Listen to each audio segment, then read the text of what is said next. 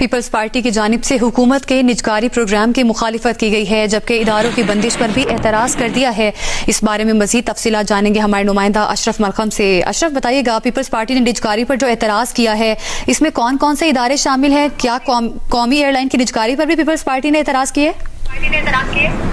जी बिल्कुल, जो Pakistan peoples party की तरफ से इतराज़ात उठाए गए हैं, जो हुकूमती राइट्स हाउसिंग कमेटी और निजकारी कमेटी, उसमें चौधरी मंजूर पाकिस्तान पीपल्स पार्टी की तरफ से उसके मेंबर हैं, उन्होंने बिल्कुल डिटेल से इस पर पैरावाइज कमेंट्स तहरीर किए हैं। उनका कहना है कि जो इदारों की निजकारी माजी का हमारा तजर्बा है, इसमें शफाफियत नहीं रही। जो इदारे प्राइवेटाइज हुए उनमें कार्टेल्स बने, उनकी कीमतें बढ़ी। खास तौर पर उन्होंने हवाला दिया खाद सेक्टर का, चीनी सेक्टर का, सीमेंट का और घी के शोबे। उनका कहना है हुकूमत इन इदारों की निजकारी के बाद इनमें कार्टेल्स पे रेगुलेट नहीं कर सकी, उनको नहीं रोक सकी, लिहाजा इसको बेसिकली उन्होंने मुखालफत की है। इसके साथ साथ उन्होंने कहा है ऐसे इदारों में न लेबर लॉज अप्लाई हुए, न कम से कम तनख्वाह का असूल इसमें नाफज हुआ और ना ही पेंशन अदा की गई इनके मुलाजमीन को। इसके साथ साथ दूसरा अहम शोबा जो है, उनमें कहा जो मुख्तलिफ इदारे बंद किए जा रहे हैं, जिनमें खास तौर पर उनका जिक्र किया गया NTC का, नर्सिंग काउंसिल का, इसके साथ साथ पाकिस्तान स्टील मिल्स का और दूसरे इदारों का। उन्होंने कहा कि इनको बजाय बंद करने के इनका मर्जर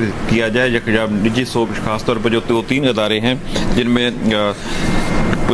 पीको है, दूसरे तरह NTC है, सिंध इंजीनियरिंग काउंसिल है, नर्सिंग काउंसिल है, इनकी बजाय हुकूमत बंद करने के, इनकी निजकारी करने के, उनका मर्जर करके दूसरे इदारों के साथ या निजी शोबे के साथ पार्टनरशिप प्रोग्राम की जाए। IT का शोबा, इसको इसका साइज कम करने की बात की गई। इसमें पाकिस्तान पीपल्स पार्टी की तरफ से शदीद इतराज़ात उठाए गए। उनका कहना है कि मुस्तकबिल में IT का रोल बहुत महदूद होगा, बहुत ज़्यादा रोल बढ़ जाएगा IT का, खासतौर पर गवर्नर के शोबे में और इदारों के डिजिटलाइजेशन के शोबे में। लिहाजा इसको बजाय कम करने के इसको ज्यादा फाल किया जाए। एक और अहम चीज जो पाकिस्तान पीपल्स पार्टी की तरफ से उठाई गई है, वह हुकूमत की तरफ से सिविल सर्वेंट्स एक्ट में मुजवजा तरामीम है, जिनके तहत निजी शोबे से वफाकी सेक्रेटरी तैनात हो सकेंगे।